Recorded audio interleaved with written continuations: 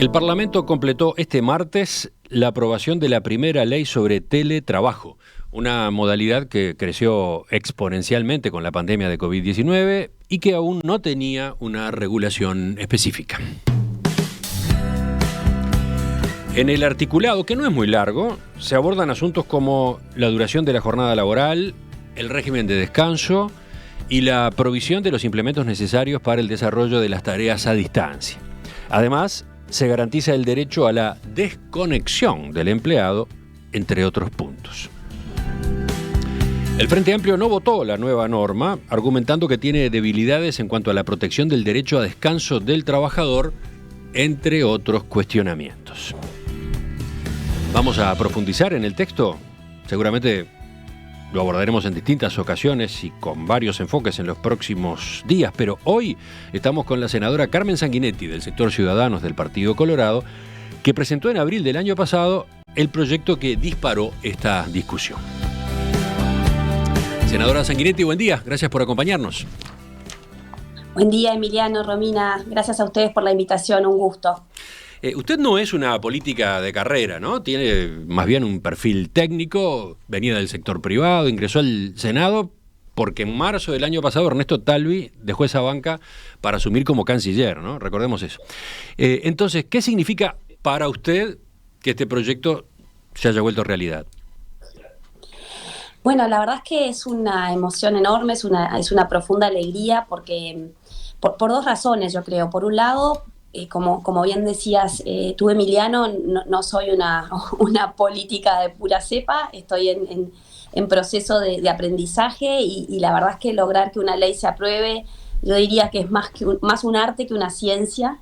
Así que, bueno, haber logrado navegar un sistema complejo como es el Senado, bueno, ni que hablar lo que es traccionarla también mientras la ley se discute en diputados, creo que es una muy buena cosa.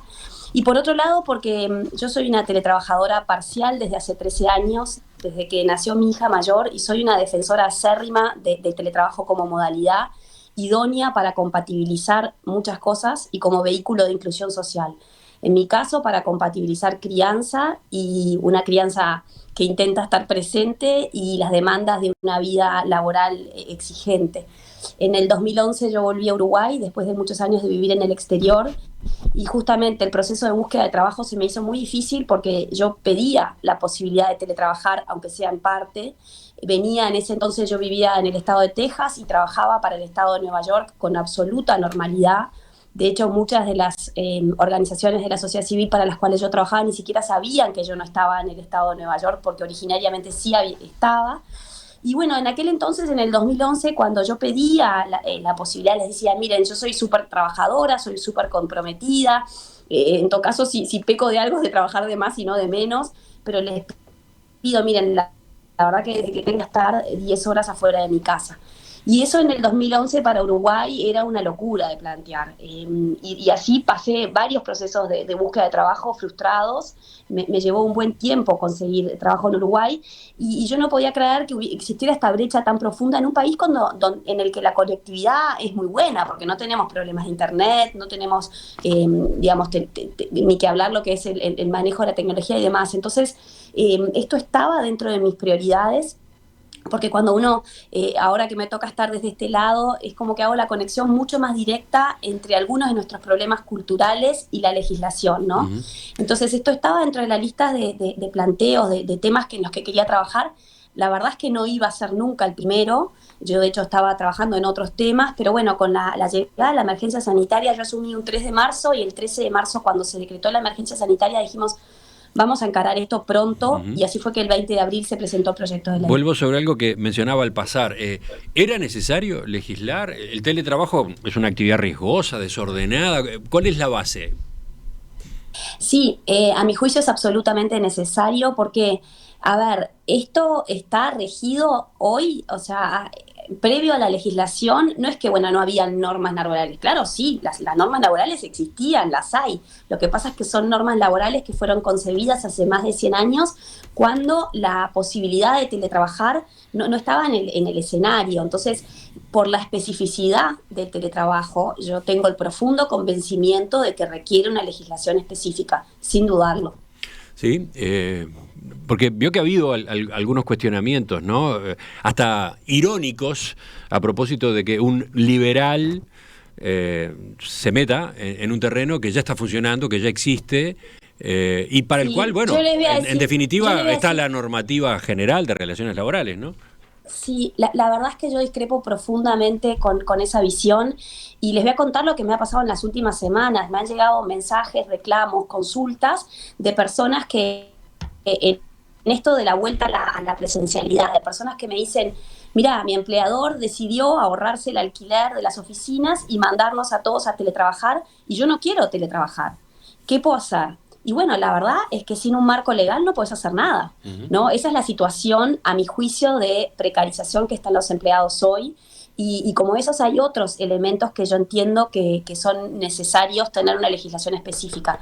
La verdad es que desde mi percepción, quienes tenían esos fuertes reparos al inicio de la pandemia, muchos de esos han cambiado de postura. Por lo menos personas con las que yo he conversado han visto lo que ha sido este experimento a escala nacional e internacional y creo que se evidenció muchos de los desafíos que implica esta modalidad de trabajo y que es necesaria una regulación. Por supuesto, hay quienes entienden que el Estado no debiera estar en ningún lado y que las regulaciones debieran llevarse a su mínima expresión, pero yo creo que en lo que tiene que ver con cuestiones laborales, sí creo que tenemos que ir avanzando y de hecho propongo, la legislación contempla algunas innovaciones con respecto a cómo se manejaban algunas cosas en nuestro país, pero sí lo veo imprescindible que exista un marco de protección de derechos y obligaciones para ambas partes. Bueno, y también está la otra discusión, ¿no? Si la regulación no se quedó corta, ahora iremos a detenernos en algunas de las críticas que también se han planteado desde ese otro lado. Pero le propongo que en primer lugar pasemos por la definición de teletrabajo que incluye la ley, que incluye el proyecto. La prestación del trabajo, total o parcial, fuera del ámbito físico proporcionado por el empleador, utilizando preponderantemente las tecnologías de la información y de la comunicación, ya sea en forma interactiva o no, online, offline. ¿Algo más que usted quiera agregar para redondear esto? Y bueno, acá creo que las dos términos o aspectos que hay que concentrarse es que, bueno, para que el teletrabajo sea teletrabajo no tiene que ser todo el tiempo, ¿no? Por eso es esto de total o parcial, ¿no? Puede ser uno un teletrabajador parcial y de hecho en todos estos meses que me ha tocado compartir paneles con muchos, tanto académicos como profesionales de gestión humana, yo les diría que hay un consenso absoluto en Uruguay y en el mundo de que vamos hacia un sistema híbrido. Hay empresas que están hablando del 3-2, 2-3, en diversas modalidades, pero bueno, me parece que estamos caminando hacia ese lugar. Y después el tema de que puede ser interactiva o no, online, offline. Hay quienes teletrabajan, por ejemplo, atendiendo un call center, ¿no? Online. Y hay quienes profesionales que trabajan offline y por eso esas dos precisiones era importante, a nuestro juicio, contemplarlo en el concepto de teletrabajo. Bien, vamos a algunos aspectos, incluso en los que han estado más debatidos. Por ejemplo, se aclara en la ley que esta regulación será aplicable a las relaciones que se desempeñen en un régimen de subordinación y dependencia en las que el empleador sea una persona privada o de derecho público no estatal.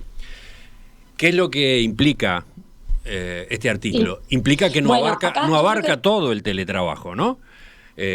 Relaciones que se desempeñan en un régimen de subordinación y dependencia en las que el empleador sea una persona privada o de derecho público no estatal. Entonces, primera pregunta, ¿por qué queda fuera todo el teletrabajo que se realiza en el sector público, que hoy es muy amplio? Bueno, a ver, yo creo que el teletrabajo en el sector público tiene que avanzar, de hecho está avanzando, soy una defensora acérrima de que eso suceda. A mí mi principal preocupación es que si el sector público no se ayorna, esta sea una fuente más de pérdida o de drenaje de profesionales, de trabajadores valiosos del sector público al sector privado. Tanto me preocupa que hace 2 semanas hicimos un evento en el Palacio Legislativo en donde participó Conrado Ramos de la Oficina Nacional de Servicio Civil, Paguas de AGESIC, trajimos a ANCAP, al Banco de Seguros, y compartimos cuáles son los avances, la comunidad de práctica, todo lo que se está haciendo en este sentido. Participaron más de 250 personas de más de 57 organismos, y lo que se generó después fue una mesa de trabajo en donde en Zoom fue un evento híbrido justamente, en donde se separaron por grupos de trabajo en Zoom para que justamente aquellos organismos que están más atrasados se pongan a tiro con todo lo que está pasando en el sector público. ¿Por qué no se incluyó en esta legislación? Y bueno, porque el sector público es un abanico enorme que a nuestro juicio implica una legislación específica, y no nos pareció una buena idea meterlos de un plumazo en esto. Mire, acoto acá porque capaz que el oyente no siguió todo el debate. El Frente Amplio no acompañó este artículo porque entiende que el ámbito de aplicación debe incluir también administración central, gobiernos municipales, gobiernos departamentales, en el entendido de que todos los trabajadores son iguales, tienen los mismos derechos y deben regirse por las mismas leyes. ¿Qué dice usted de ese argumento y sobre todo, cuál es la solución? Bueno, es lo que yo le decía, o sea, yo realmente soy una impulsora del teletrabajo, y creo que lo tiene que tocar tiene que haber regulación para el sector público, pero no entiendo que esta sea la mejor forma de resolverlo. Creo que esto tiene que salir del propio sector y tiene que ser realizado en profundidad con el ámbito público. Me gustan mucho los caminos que han tomado otros países, por ejemplo Costa Rica, que creó una comisión para estudiar el teletrabajo en el ámbito público, y me inclino a pensar que ese es el camino idóneo. La otra consideración importante para los oyentes es que esto no abarca a los independientes, porque los independientes no están regulados por el derecho laboral. Sí, ese era otro punto, ¿no? Ese era otro punto. Si nos circunscribimos al ámbito que sí abarca el proyecto, el del sector privado, digamos, la ley no contempla los vínculos tipo freelance, ¿no?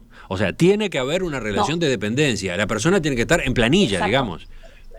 Exacto, porque los independientes no están regulados por el derecho laboral, sino por las normas de derecho civil. Esta ha sido una de las principales consultas que nos llegaron, sobre todo cuando se presentó originalmente en las redes y demás. Una y otra vez aclarábamos este punto porque bueno, se puede dar lugar a confusión, y es importante que la audiencia lo sepa. ¿Y eso entonces qué queda abierto?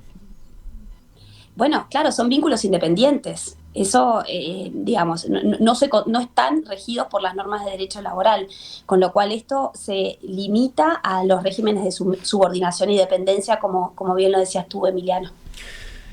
Sí, ¿y qué pasa con el teletrabajo realizado desde el exterior del país? ¿Desde otros países? Sí. Bueno, eso no está contemplado por nuestras normas de derecho. Pero un uruguayo que trabaja desde otro país, me está diciendo usted. Sí, claro, un caso de ese. Claro, sí, no.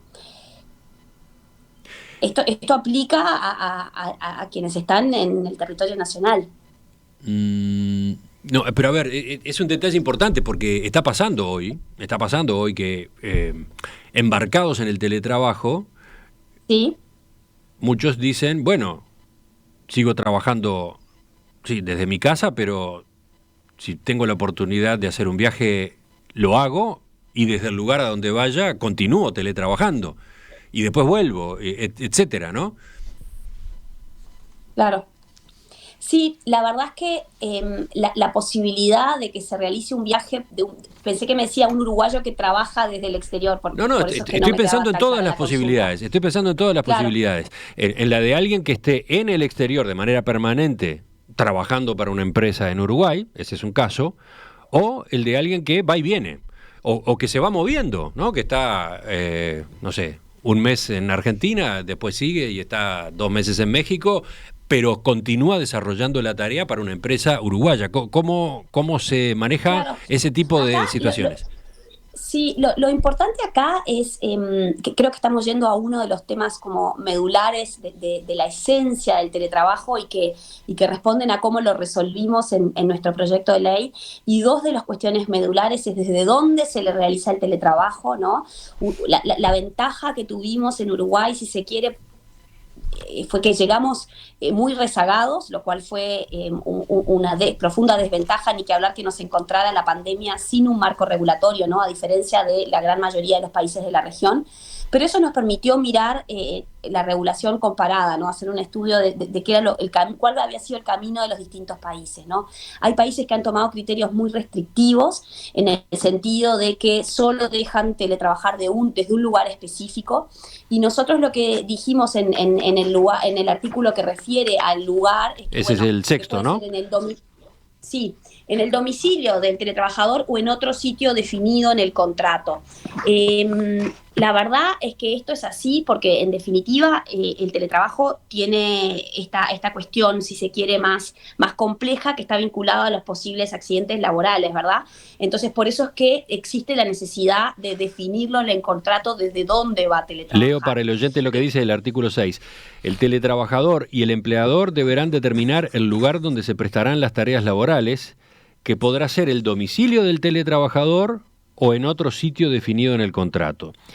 Si la prestación del teletrabajo por su naturaleza fuera susceptible de desarrollarse en distintos lugares, podrá acordarse que el teletrabajador elija libremente dónde ejercerá sus tareas, pudiendo incluso ser más de un lugar alternativamente. En ningún caso, el teletrabajador podrá exigir al empleador que sea éste quien le proporcione el lugar donde se preste el teletrabajo. Por eso le preguntaba, ¿no? Porque dice acá que podrá acordarse que el trabajador elija libremente dónde ejercerá su tarea, pudiendo incluso ser más de un lugar alternativamente. Y si un lugar es un mes Uruguay, un mes Argentina, un mes México, ¿qué pasa? Claro, la verdad es que nunca se había planteado este escenario que me planteas, Emiliano. Creo que en definitiva acá va a quedar, es necesario porque está el riesgo que les decía de los accidentes laborales, con lo cual eventualmente en el caso de que el Ministerio de Trabajo tuviera que ingresar, y bueno, si fuera un lugar en el exterior, existe esa complejidad, ¿verdad? Supongo que estamos en una cuestión como atípica, si se quiere, que deberá ser resuelta con un contrato laboral que ampare una situación así de específica, ¿no? En definitiva, yo creo que lo importante de este artículo y lo que yo destacaría de este artículo es que estamos buscando que no encorsetar al trabajador, y estamos buscando darle la posibilidad, justamente porque esta es una de las gracias, de decir, bueno, mira, yo trabajo desde mi casa, o capaz que lo de la casa de mi madre o la casa de mi suegra. Estas son las tres posibilidades de posibles lugares desde donde yo trabajo, ¿no? Y bueno, pienso, por ejemplo, a una madre con un bebé, ¿no? Para poner un ejemplo concreto. Eso para nosotros es algo muy deseable, es algo muy beneficioso, y es algo que nos parecía bien importante contemplar esta posibilidad y no ceñir al teletrabajador, por ejemplo, solo a su domicilio. Enseguida retomamos la entrevista con la senadora Carmen Sanguinetti a propósito del proyecto que ella presentó y ahora, con algunos ajustes, se ha convertido en ley. Teletrabajo. Preguntas de los oyentes, preguntas nuestras. Ustedes continúan acercándonos sus inquietudes. Teletrabajo. Con los votos de la coalición multicolor, la Cámara de Senadores completó este martes la aprobación parlamentaria de la primera ley que regula el teletrabajo en Uruguay. ¿Cuál es su alcance? ¿Qué responden sus impulsores ante las objeciones o críticas que se han planteado, incluso dentro del propio tablero político, desde la oposición? Bueno, estamos conversando con quien presentó el proyecto original, la senadora colorada Carmen Sanguinetti. Senadora Sanguinetti, le propongo que pasemos al artículo 12, que es el que se refiere a las herramientas, ¿no? El artículo 12 dice que las partes acordarán la forma de provisión de las tecnologías de la información necesarias para que el trabajador desarrolle el teletrabajo, debiendo quedar debidamente consignada en el contrato de trabajo. En caso de desacuerdo, el empleador deberá proporcionar los equipos, insumos y servicios y demás herramientas necesarias para el desarrollo del teletrabajo, siendo de cargo del empleador los costos de operación, funcionamiento, reemplazo y mantenimiento de los equipos. El Frente Amplio cuestionó este artículo cuando se discutieron las modificaciones en la Comisión de Legislación del Trabajo de la Cámara de Diputados. Gabriel Otero concretamente sostuvo: la frase esa de que las partes acordarán no corresponde, debería decir que el empleador tiene la obligación de presentar todas las herramientas e insumos para la tarea. ¿Qué dice usted sobre esta objeción?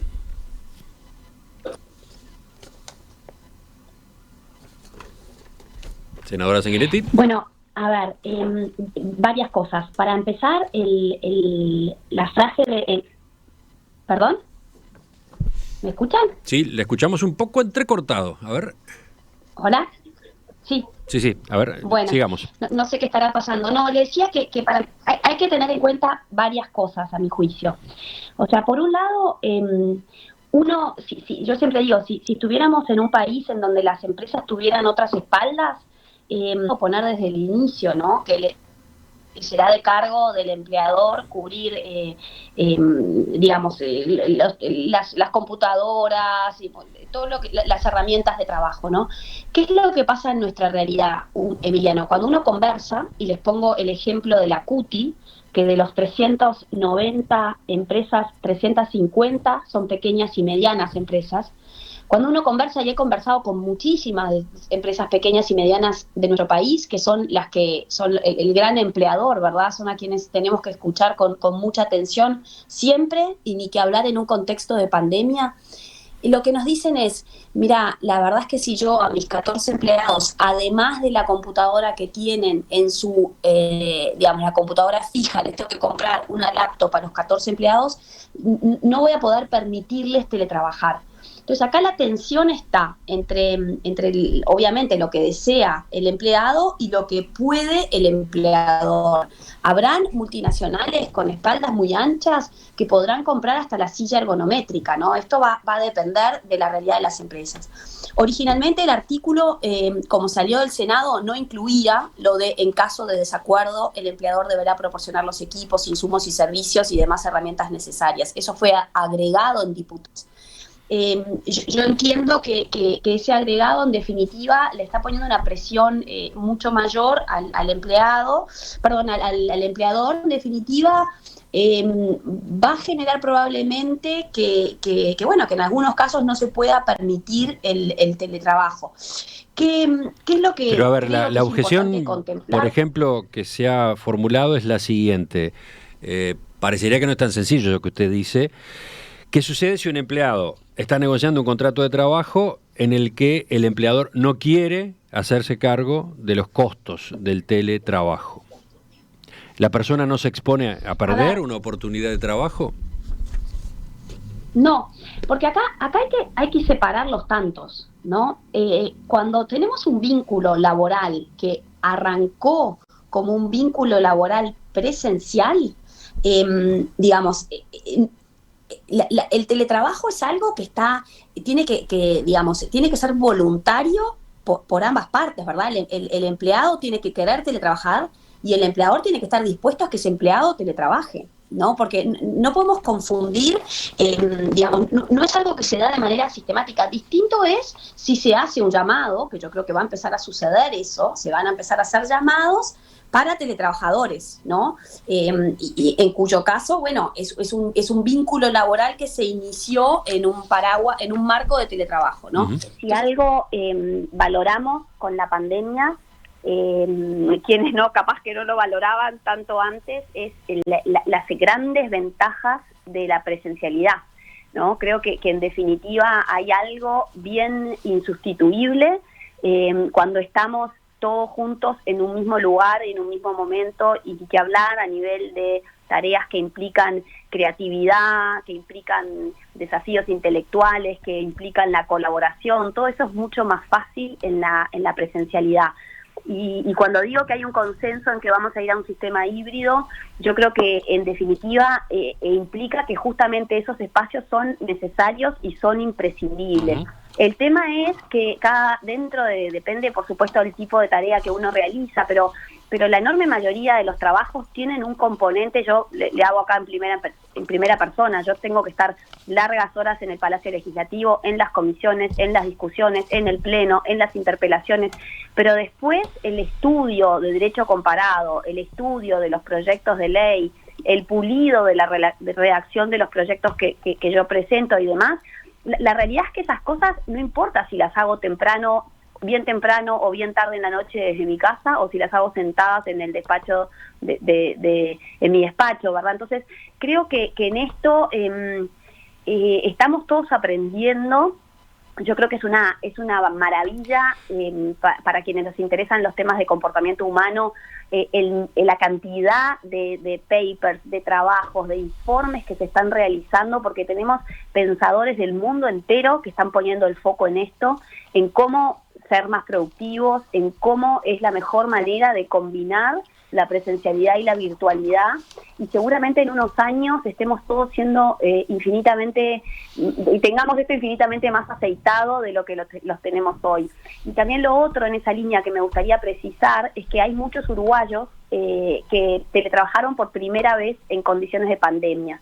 Y eso no tiene nada que ver con el teletrabajo en condiciones normales. Entre otras cosas porque durante muchas veces quienes tenemos hijos chicos teníamos niños en la vuelta consumiendo ancho de banda y pidiendo ayuda con divisiones y multiplicaciones un martes a las 10 de la mañana, ¿no? Entonces, ni que hablar esa consideración. Pero en términos generales, a teletrabajar se aprende como cualquier otra cosa en la vida, y hay muchos uruguayos que no tuvieron esa instancia de aprendizaje guiado, mediado y acordado, ¿no? Vino una observación del Poder Ejecutivo de irnos a nuestras casas, y hay un riesgo ahí, hay un riesgo de creer que teletrabajo fue lo que se vivió el año pasado, lo que capaz que algunos siguen viviendo hoy, pero me parece que es importante poner el énfasis ahí, porque estamos mutando hacia esto.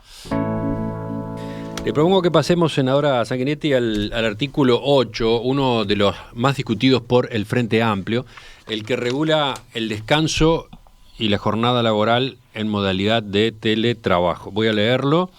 Dice: el total del tiempo efectivamente trabajado no superará el máximo legal de horas semanales de trabajo aplicable a la actividad a la que pertenece la empresa o institución, o el límite semanal establecido contractualmente en su caso, sin perjuicio del derecho al descanso y a la desconexión. Deberá existir una desconexión mínima de 8 horas continuas entre una jornada y la siguiente. El teletrabajador podrá distribuir libremente su jornada en los horarios que mejor se adapten a sus necesidades. El exceso de trabajo diario respecto de la jornada legal o contractual no constituirá trabajo extraordinario y por lo tanto no dará lugar al pago de horas extra. Las horas efectivamente trabajadas que superen el límite legal o convencional diario se compensarán con horas no trabajadas en otros días de la misma semana. Las horas que superen el máximo de horas semanales de trabajo aplicables a la actividad o las horas semanales convencionalmente pactadas se abonarán con un 100% de recargo sobre el valor hora de los días hábiles. Acá hay varios temas, ¿no? Concretamente, el Frente Amplio aseguró que es necesario proteger los derechos laborales, horarios de descanso y licencia. Ningún trabajador puede quedar excluido de la limitación de la jornada de trabajo, y en el caso de esta modalidad, la desconexión mínima entre jornadas laborales debe ir en consonancia con la limitación de la jornada y con la forma de distribución de trabajo durante esa jornada, para garantizar salud física, cuidado y autocuidado del trabajador. ¿Qué responde usted? Mire, yo acá es donde tengo las diferencias más profundas con la oposición, y yo creo que en definitiva, yo siempre digo, hay dos cuestiones que son las inherentes al teletrabajo, que digamos que coartarlas sería, a mi juicio, ir en contra de hacia dónde estamos caminando. Uno es lo que hablábamos desde dónde trabajar, ¿verdad? Esto de bueno, la posibilidad, que de hecho la ley no prohíbe que eventualmente estés en otro país, habrá que tomar las consideraciones necesarias, pero la flexibilidad a la hora de desde dónde trabajar, y después lo que tiene que ver con la flexibilidad a la hora de cómo ajusto mis horarios. Si nosotros nos ceñimos, y acá contarles un poquito la historia de este artículo. Nosotros recibimos varias delegaciones, hubo algunas cámaras empresariales que nos proponían que nos amparemos en el decreto 611 del año 80 y que exceptuemos al teletrabajo, a esta modalidad de trabajo, de la limitación, que no haya ningún tipo de limitación horaria. La verdad es que nosotros entendimos que ese no era el camino, porque hay un cierto riesgo asociado, y nos parecía que computar de manera semanal era lo idóneo, porque está el riesgo del trabajo sin fin, pero si uno le pregunta, y acá yo quisiera invitar a la oposición a que hablen con los teletrabajadores, porque a veces desde la oposición se para en un lugar de conocedores de las aspiraciones de los trabajadores, que pareciera estar bastante alejada de la realidad. Yo en estos 16 meses he tenido infinidad de conversaciones con teletrabajadores de todo tipo, online, offline, total, parcial, y si hay algo que valoran estas personas es la posibilidad de ajustar los horarios en aquellas actividades que así lo permitan. Si uno tiene que responder a un call center, bueno, no va a tener la posibilidad de flexibilizar, ¿verdad?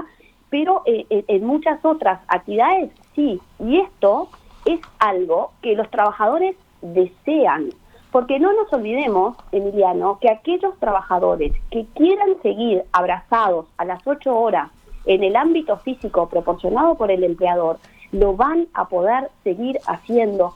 Y yo lo que sí, eso refiere a la voluntariedad, ¿no? Que es uno de los principios que están establecidos en este proyecto, ¿no? Claro, es el principio madre, y con el senador Andrade, con quien tuve las discusiones más álgidas el año pasado en la Comisión de Asuntos Laborales, continuamente yo le decía, creo que pareciera que estamos olvidando el amante de las 8 horas, que siga con las 8 horas, ¿no?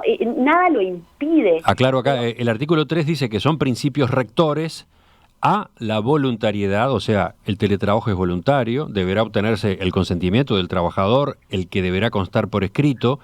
B, otro principio, reversibilidad. Las partes podrán modificar la modalidad de trabajo presencial a la de teletrabajo y de teletrabajo a presencial previo acuerdo por escrito. Exacto. Entonces, esto es algo que los trabajadores desean, ni que hablar las generaciones jóvenes. Ellos dicen, mira, la verdad es que prefiero trabajar mucho más de lunes a jueves y capaz que tomarme el viernes, irme para afuera a hacer determinada actividad en el interior. Las madres, y acá me paro en mi experiencia de madre desde hace 13 años como teletrabajadora, la verdad es que para mí, 1 o 2 veces por semana, ir a verle la carita a mi hija menor mientras sale del centro educativo, para mí eso es impagable. Entonces, ¿quién tiene el monopolio de lo que desean los trabajadores? A mí, la verdad es que esta es una de las cosas que más me llama poderosamente la atención cuando desde la oposición se paran en un lugar de conocedores, amplios conocedores, y que dista mucho con la realidad, por lo menos la que yo he escuchado en los últimos 16 meses desde que se presentó este proyecto de ley, porque no olvidemos también que bueno, que en definitiva quienes pueden teletrabajar, el año pasado en un momento me tocó participar de un encuentro organizado por la Intendencia de Montevideo de Ciudades Inteligentes, y ahí había una economista del CIMBE que mostraba un poco, bueno, todavía estamos en el entorno del 16, los datos del INE dicen 16,3% de los ocupados trabajó en régimen de teletrabajo. Esto implica personas que tienen un manejo de la tecnología. Ayer lo decía en esta Bocas Mía Martín Bueno, que lo escuché justo de noche, decía, bueno, a ver, la mayoría de los trabajadores, o muchos de estos trabajadores, son trabajadores que tienen una amplia capacidad de negociación, ¿verdad? Eventualmente la modalidad de teletrabajo se va a ir extendiendo y ojalá cada vez más las personas que deseen teletrabajar lo pueden hacer, pero hay una cierta lógica, creo yo, que con la cual se miran estos temas, que me parece que es alejada de la realidad del pueblo. Ahora se lo complico por el otro lado. Eso que usted relataba recién a propósito de cómo se teletrabaja, de costumbres, de gustos que tienen muchas de las personas que hacen teletrabajo en cuanto a organizar la distribución de las horas durante la semana, no se está dando solo en el teletrabajo. Eso también ocurre en las relaciones laborales comunes y corrientes, incluso cuando se desarrollan de manera presencial. Hay mucha gente que querría tener esa flexibilidad o directamente la tiene. Hay empresas en las que eso se va aceptando, se va por la vía de los hechos, se va generando. Entonces, mi pregunta es ¿por qué eso se habilita solo en el teletrabajo, cuando en todo caso es una tendencia más amplia? Habría que, no sé, decretar la caducidad de la ley de 8 horas, reformar la ley de 8 horas en general. Mira, yo lo que creo que habría que hacer es pararnos en el año en el que estamos y creo que en definitiva, a ver, yo encuentro que esto es un paso necesario y deseable para una modalidad en la cual sería, a mi juicio, absolutamente obsoleto quedarnos abrazados a la ley de 8 horas. Realmente tengo la profunda y la plena convicción de que si nosotros hubiéramos puesto un artículo 8 que implicara una jornada laboral de 8 horas, estaríamos en un profundo desconocimiento de cómo funciona esta modalidad de trabajo, ¿no? Eso para dejarlo bien claro. Después, si vamos a los cambios más macros, y bueno, sí, yo creo que estamos en un momento digamos, del tiempo de la evolución en donde debiéramos abrir ciertos debates que tienen que ver con esto que tú estabas diciendo. O sea, la realidad se impone y hay muchos trabajadores que hoy no se están ciñendo a la ley de 8 horas por su voluntad. Porque cuando decimos, bueno, no se respeta la ley de 8 horas, seguimos pensando en un sistema fabril en donde el obrero oprimido es obligado a trabajar por encima, ¿no?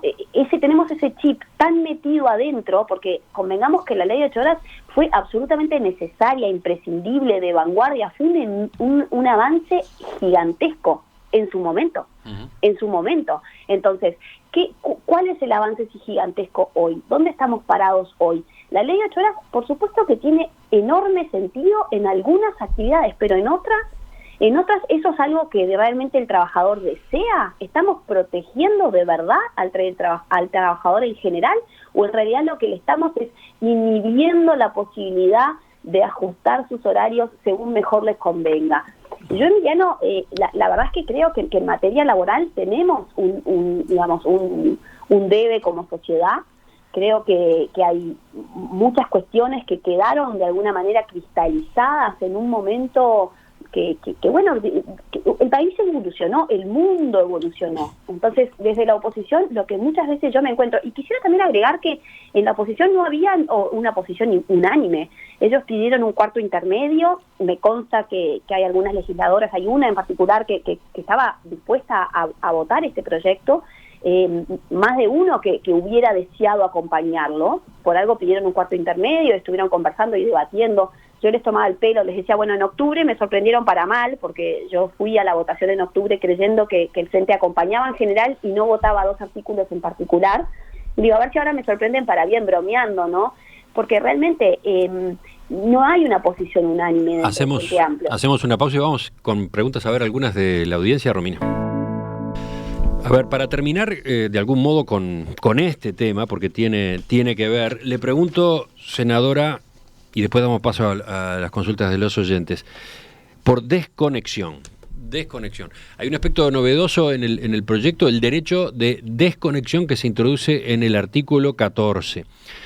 Todo trabajador tiene derecho a la desconexión, entendiéndose por tal el pleno ejercicio del derecho de todo trabajador a la desconexión de los dispositivos digitales y del uso de las tecnologías, y el derecho a no ser contactado por su empleador, lo cual implica que el teletrabajador no estará obligado, entre otros, a responder comunicaciones, órdenes u otros requerimientos del empleador a fin de garantizar su tiempo de descanso en concordancia con lo establecido en el artículo 8 respecto al descanso mínimo, ¿no?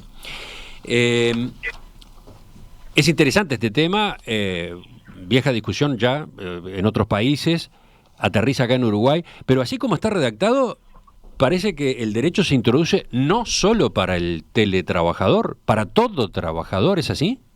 A ver, este es un desafío enorme para todos los trabajadores, ¿no? O sea, todos los trabajadores que hoy tienen un dispositivo inteligente, y yo creo que esto se agudizó desde la irrupción de WhatsApp como método laboral, porque en definitiva antes, mientras seguíamos usando fundamentalmente el mail, existía una voluntad de ir a chequear la casilla y uno podía, si se quiere, controlar eso, ¿no? Hoy podemos estar un sábado de noche y de repente que te caiga un mensaje de un jefe pidiendo algo para el lunes de mañana. Entonces, en definitiva, este es un derecho a la desconexión que aplica a todos los trabajadores, como bien dice el artículo 14, y creo que en esto de que estamos aprendiendo a teletrabajar, estamos aprendiendo a desconectar también. Yo creo que en nuestro país todavía nos falta bastante de entrar en conciencia sobre esta realidad. hay legislaciones, por ejemplo la española, por nombrar una, que han ido al detalle de la desconexión. Nosotros el espíritu de esta ley, que omití decirlo al inicio, fue una ley de mínima. Nosotros entendíamos, como bien dijimos al inicio de la entrevista, que esto era una ley necesaria, que era una ley imprescindible, pero no queríamos ir a una ley que encorseta, a una ley que va al punto, coma y detalle. ¿No? Pero a ver, pero entonces está bien la interpretación que yo hacía. ¿Este artículo vale para todos los trabajadores? Sí, todo trabajador, lee el artículo 14, tiene derecho a la desconexión. Ahí está. No, pero me llama la atención porque el artículo 2 de la ley dice: la presente regulación será aplicable a las relaciones laborales que se desempeñen en un régimen de subordinación y dependencia en las que el empleador sea una persona privada o de derecho público no estatal, ¿no? Sí. Entonces... Sí, así es el ámbito de aplicación, por lo cual queda por fuera los independientes y el ámbito público. Uh-huh. Este es un derecho a la desconexión, de hecho... Pero entonces repito, este derecho a la desconexión no refiere solo al teletrabajador, refiere a todos los trabajadores, digamos, del sector privado.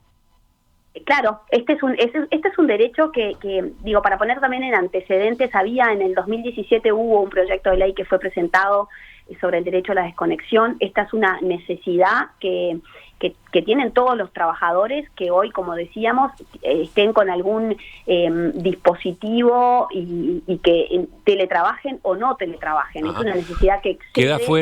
Queda fuera el sector público también.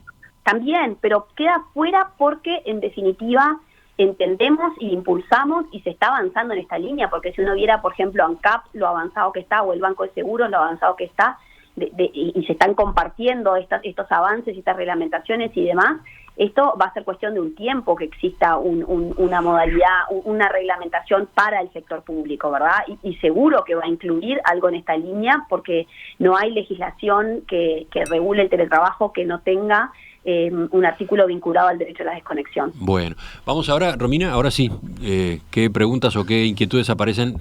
Varias de las preguntas que llegaron temprano estaban contempladas en este punteo que habíamos preparado, pero busquemos otras. A ver, Oscar planteaba hoy, en caso de sufrir un accidente, ¿quién se hace cargo?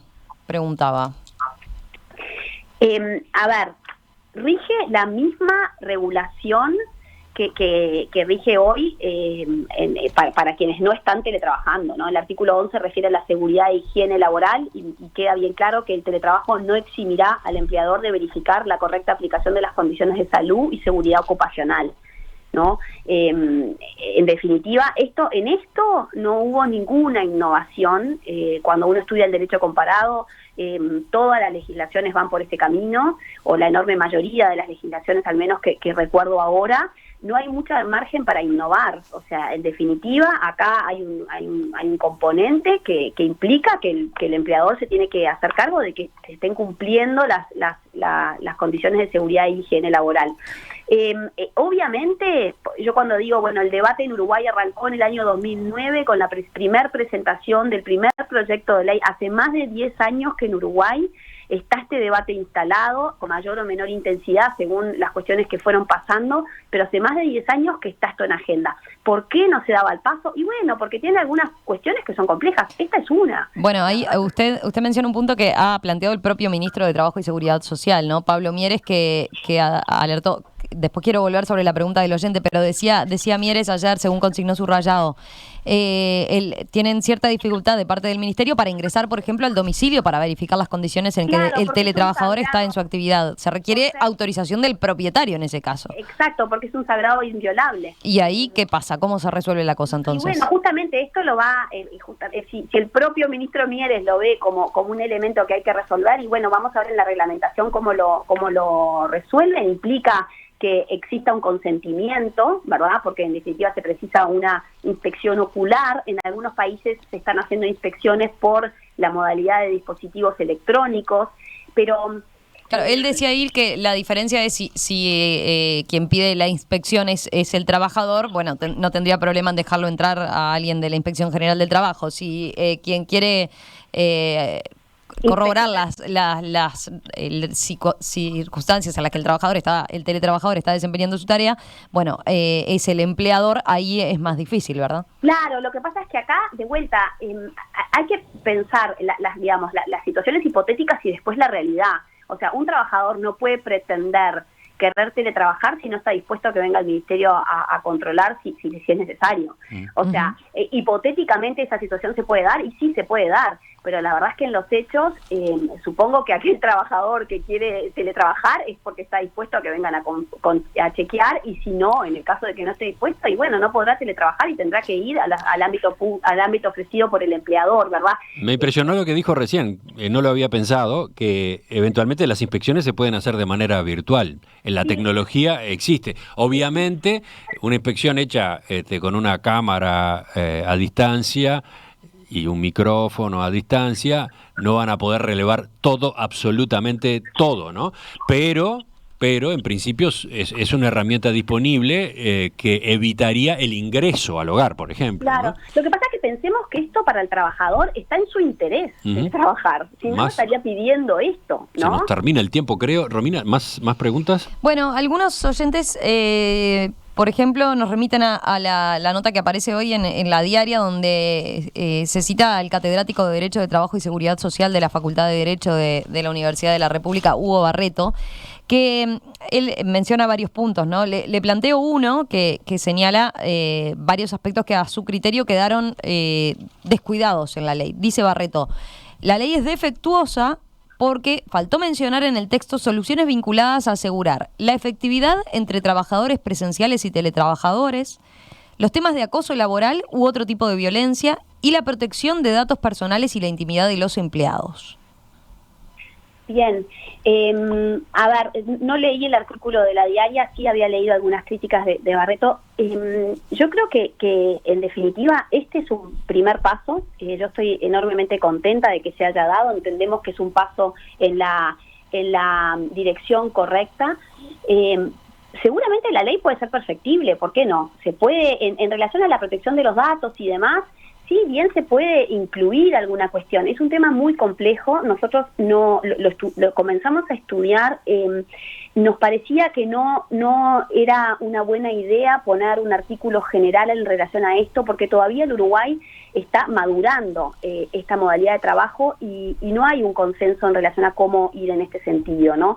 Yo creo que seguramente a medida que esto se extienda, hablábamos que el último dato del INE es que el 16,3% de los ocupados trabajó en régimen de teletrabajo. Bueno, a medida que esto se vaya generando, ampliando, bueno, bien podemos incluir cuestiones que tengan que ver con esto de protección de datos, sin ningún problema. O sea, esto es una primera ley en un sentido correcto. Y bueno, y después en relación a la intimidad, ahí me queda un poco, me viene una duda, porque en todo caso se protege más la intimidad del trabajador cuando está en su propia casa que en el establecimiento del empleador, ¿no? Ahí no estoy segura de que estoy entendiendo el punto mencionado por Barreto.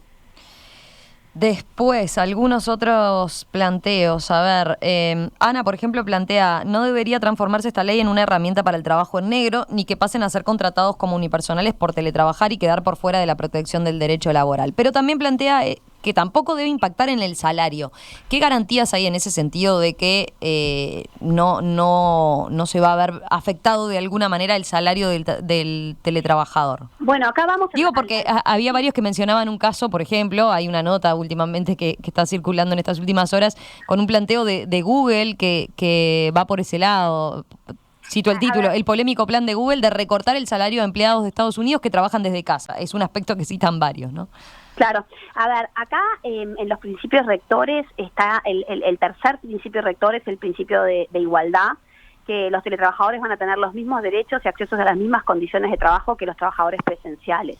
Esto está consignado y entendemos que con esto estamos protegiendo a los trabajadores, que era nuestra principal preocupación en este sentido.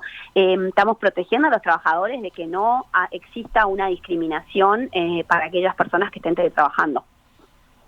Y por supuesto la ley no regula el incumplimiento, ¿no? No vamos a regular un incumplimiento. O sea, si el empleador incumple, da lo mismo que el trabajo sea presencial o a distancia. El empleador está incumpliendo y ahí el trabajador irá por los mecanismos legales que lo amparan. Se nos terminó el tiempo. Creo que usted tiene ya otro compromiso, ¿no? Sí, a las 9. Les pido disculpas, pero me tengo que retirar. Mire con qué puntualidad estamos cerrando entonces. Excelente. 9:00. Senadora Carmen Sanguinetti, gracias por acompañarnos esta mañana. El tema sigue en la agenda. Lo retomamos en cualquier momento. Perfecto. Muchas gracias a ustedes. Un gusto.